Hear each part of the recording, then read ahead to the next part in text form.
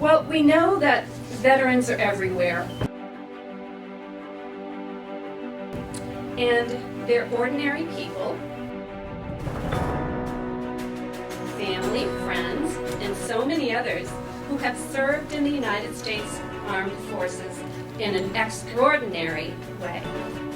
Ordinary people who have done extraordinary things for their country. I call them heroes.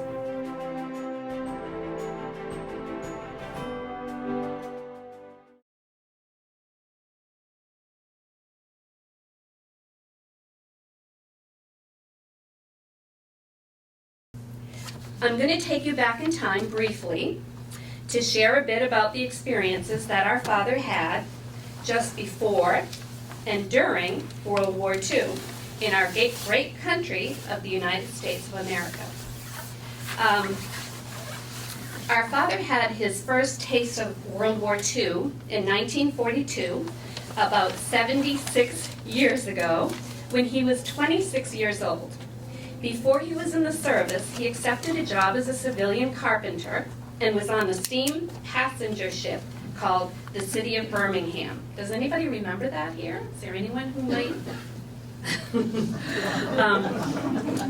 They were headed to Bermuda to do carpentry work for the government. While they were sailing, the ship was hit by 2 torpedoes from a German U-boat. He was in the ship's kitchen and scrambled upstairs to find a seat on a crowded, leaky lifeboat. The ship sank within 10 minutes. Survivors were picked up by the U.S. Coast Guard and brought to land. Just after this happened, our father was drafted and went into the Navy Seabees as a first-class water tender.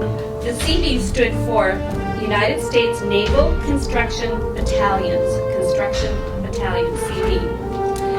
The Seabees' motto was, "We build, we fight." And after listening to the stories that my father has told, this makes perfect sense for their motto. They were there to build. They weren't especially there to fight, to use weapons and all of that, but at times they had to. The U.S. needed experienced and skilled carpenters who could fulfill the military need for construction projects, such as building airstrips, bases, bridges, roads, huts for hospitals, and housing. He and his fellow Seabees built housing for the few nurses who were stationed there. Our father was stationed at Talugi, and he can tell stories of how they often worked under fire and were forced to take part in the fighting to defend themselves. And I remember my mother telling us that when he was away, they had a dog, and she named him Talugi. So, on the freighter going to the Pacific, there were many dangers for the service people. Hardships were many. They had to be on the lookout and prepared to survive if they were attacked by German or Japanese warships. Also, the storms at sea were brutal. They had to take shelter to keep themselves safe. There were no bathrooms on the freighter. I do this for school children, and they crack up when they hear this part. There were no bathrooms on the freighter, just 2 trenches to use, one on each side of the ship. The troops got 2 meals a day, breakfast, and then a sandwich and a piece of fruit later in the day. One of the biggest hardships for our father was that he had to leave my mother, his wife, to go to war. She was pregnant at the time with their first child, Tam. Our father didn't get to see my sister Tam until she was 3 years old, and when he did come home from the war. Our mother used to show Tam pictures of him and have her hold and smell his clothing. I remember her talking about that as well. And our aunts and uncles used to talk a lot about that too. Tam was the one that they always used to say, oh, she missed her father when she was born.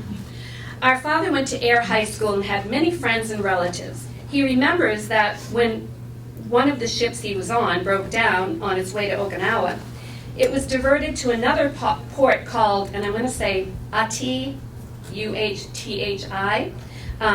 There he bumped into a local air resident, Clayton Guthrie, who worked in the air post office. my father was so happy to see him. It was the only air person that he had ever seen while he was away during the war. And that's just a little bit about, you know, what we know about my father's stay in the service.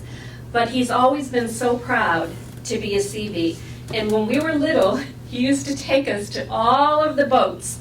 Any big ship or boat that would dock in Boston, we'd be off. And he'd be showing us all the different parts, the upstairs, and he'd take us downstairs. And so I know that he has really had, really thankful for all that that has happened to him in his lifetime. And for a 102-year-old man to be still here and have his faculties and enjoy life is just such a blessing for all of us.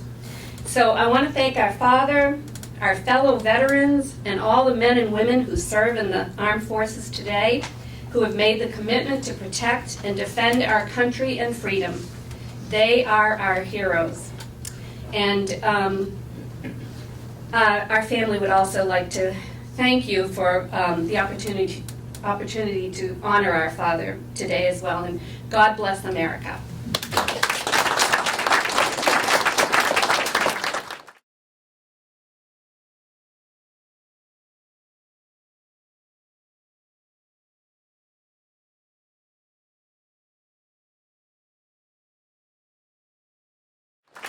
Quotes of valor are tokens of appreciation that say, thank you for your service, sacrifice, and valor.